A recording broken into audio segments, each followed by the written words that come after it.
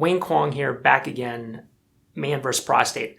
I just had to jump on here to make a quick video because I can't believe it. It's September 30th, 2022, and I just saw a guy with an IPSS score of 27, up 5 times a night, urgency, frequency. The quality of his life is poor, and just frustrated. Why? He has seen 5 urologists, and their answer has been, I think 15 years ago, was tamsulosin. Saw another urologist, just wanted to continue observation. Saw another urologist 2 years ago who said, hey, let's add finasteride. And the side effects, he said, were devastating. And then just saw another urologist last year who was out of training just 2 years ago. So a new grad of our residency program. And their answer was, here, take a third medication. Take trospium, muscarinic antagonist with all the side effects. And he had to prompt the urologist, hey, don't you want to do some testing?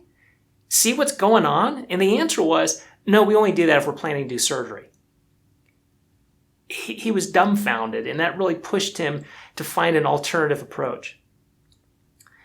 We really, as a community, whether it's industry, academics, the community urologists, all of us need to work together to find a way to fight this polypharmacy epidemic, this bad habit of, hey, you got a problem, take a drug. Still got a problem, take a higher dose. Still have a problem, take another drug.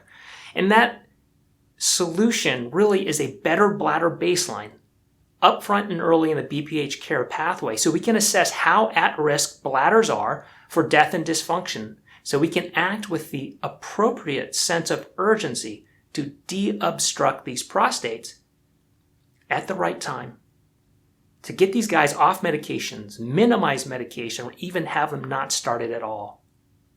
We owe it to these guys that we do our best with all the wonderful tools that we have at our disposal to really help them make the best decision even faster in regards to their prostate care while prioritizing bladder health.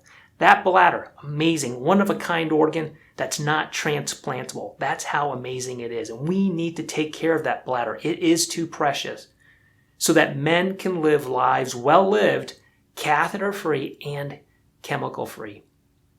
So I just wanted to share that with you. I can't believe in 2022 we're still having to make this fight, but we can do it together as defenders of the detrusor, as guardians of the bladder. It'll take a group effort. It will take this village of all of us making this paradigm shift to a pro-diagnostic, data-first, bladder-centric BPH care pathway, making it a reality. Talk to you soon.